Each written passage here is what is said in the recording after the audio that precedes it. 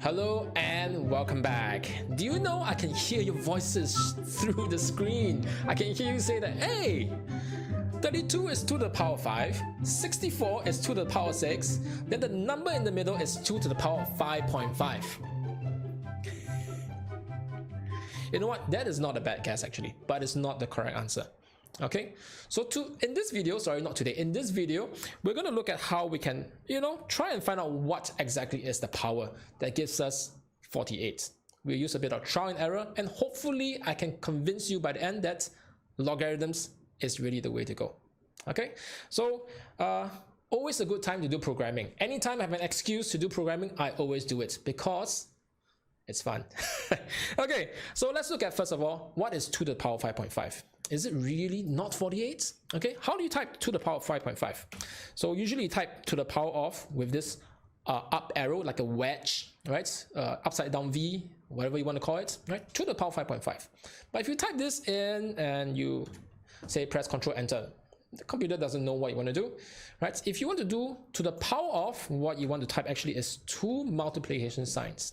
Right, I call it star star 2 star star 5.5. okay, and if you run this, Control Enter, you get this answer. Okay, you can also use your calculator to check, but Python will give you more decimal places. Another good reason to use computers programming to check your answers. Okay, so what then? Let's do a bit of trial and error. If 5.5 gives us 45, I need to adjust my power upwards, right? Maybe 5.6. So let's do 5.6. Control Enter, up we go, and now it's 48.5. That's too high. So I'm looking for a number, an exponent between 5.5 and 5.6. Maybe 5.58 or 5.59, 5.57. Always go with your first instinct, right? Don't second guess yourself. Okay, too low. So I need to go higher, maybe 5.59. 5.59 is too high, so it's between 5.58 and 5.59. I don't know about you, but I'm starting to get a bit annoyed trying to zoom, get closer and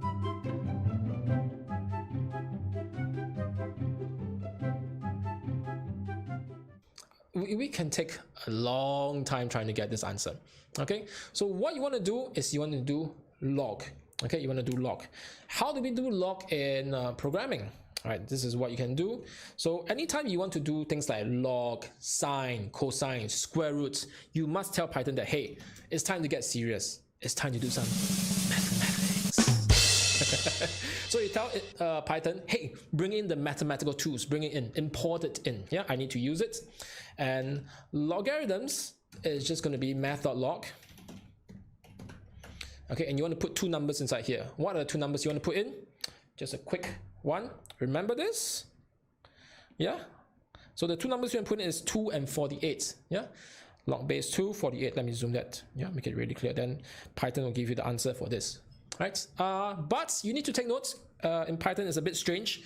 You don't put 2 and 48. You put it in the reverse order. Yeah. So what you want to type in is 48, 2. Sorry, 2. Okay. I don't know what they were thinking when they were designing this command for log. Maybe the people who designed it were not good at logarithms. Okay, so let's run this, and that is the answer. This is the exponent, this is the power.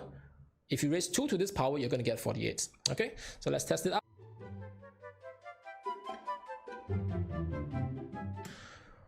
Boom, that's the answer. Okay, there's a 3 at the back because of how computers work. Okay, they always give some, the last decimal place is always a bit weird. Okay, don't worry about it, but this is the answer, 48.